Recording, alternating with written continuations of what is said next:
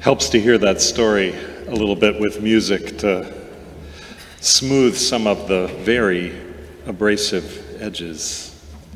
Amen, amen. There are a lot of things competing for our attention in that story of the rich person and Lazarus. There's the purple robe and the linen garment, the daily feast, the crumbs that fall off the edge of the banquet table. And then out on the street there are the sores, the dogs, the suffering. There's Hades or Tartarus or Sheol, whatever you want to call it, the H-E double hockey sticks place, whose name some people still consider to be a swear word. And then there's the after-death turnaround for the rich person, suffering in the flames, begging just one drop of water on his tongue. And there's the huge, unbridgeable gulf between that place and the other one at the high end, where Father Abraham is rocking the soul of Lazarus in his bosom. I need to start this one out by letting you know that I don't have much to say about the place with the flames where the rich one ends up. A lot of human imagination has been spent on where we end up after we die. It's certainly in our nature to wonder about it, and the hope that things that seemed wrong during our lives will get made right after our lives are over is deeply, understandably embedded in our faith. But I have to confess that I don't think Jesus gave us this interesting little story to supply detailed information about the differences between two places we might envision ourselves on the far side of life, any more than I think Aesop gave us the story of the tortoise and the hare as an exercise in comparative zoology.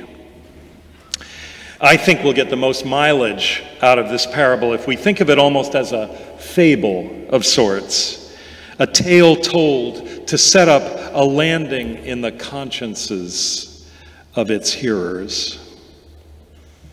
What draws my attention in the story, actually, is the gate.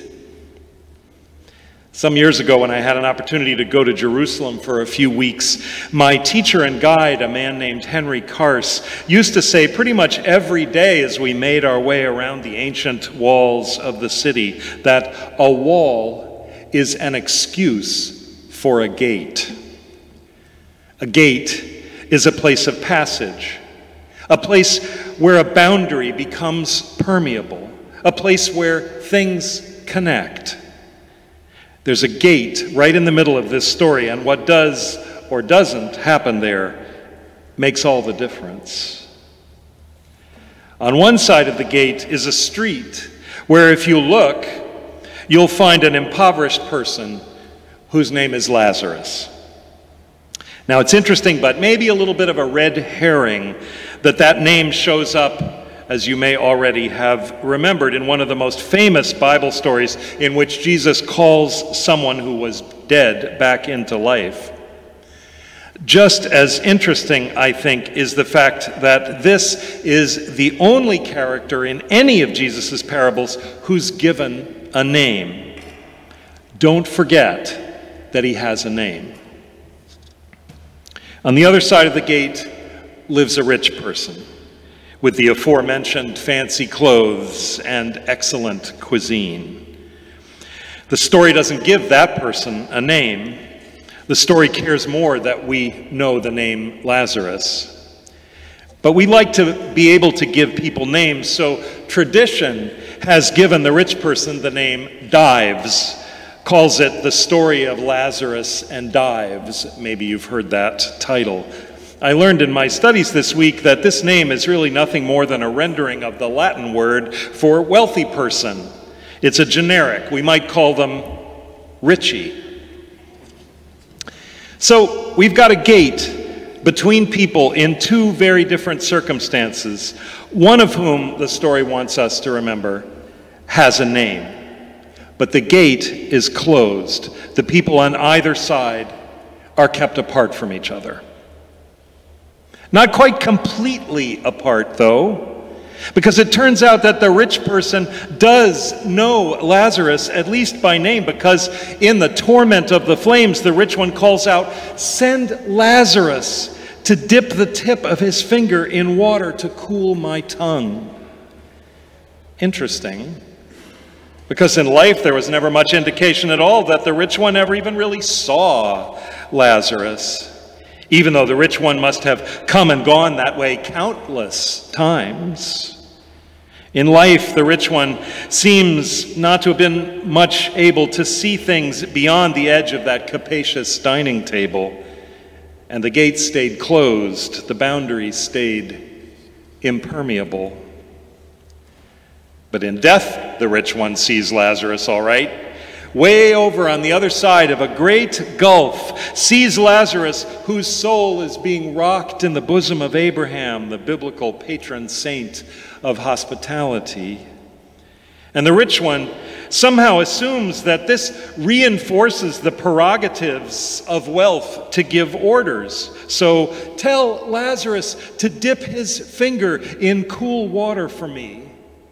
Or when that doesn't work, decides that privilege still gives some leverage for negotiating. Well, okay then, have Lazarus take a message for me to my family's house. But by the time death comes, there's no gate anymore, just a huge impassable gulf between those two end-up places in the fable. Evidently, it's not too wide for some kind of conversation between them. Although even then, it never seems to dawn on the rich one to address Lazarus directly, personally. But nobody knows how to actually get across the gulf from one place to the other, not even Father Abraham. And the fact that the gulf can't be crossed, even for a humanitarian errand involving a cooling drop of water, gets the rich one even more worried about the kinfolk back home. Maybe because the obsession with finery and feasting runs in the family? Send Lazarus to warn them, the rich one pleads. And then comes up with the remarkable idea that it might pull the siblings' attention back to things that make a difference. If somebody like, I don't know, Lazarus came back from the dead to warn them, if only they knew. If only I had known, if we had understood then, if I had opened my eyes while I could, if I'd only seen, if I'd only known. Oh, Dives, I hear someone sighing in the background of this story. Maybe it's Father Abraham or Mother Sarah, or even more likely, Mother Hagar. Oh, Dives, if only you had known, if only you had seen, all you had to do was open the gate. Oh, the things we had every reason to know, but chose not to know. Our own history, the cost of our choices, the way our system makes some people poor, things we close the gate to.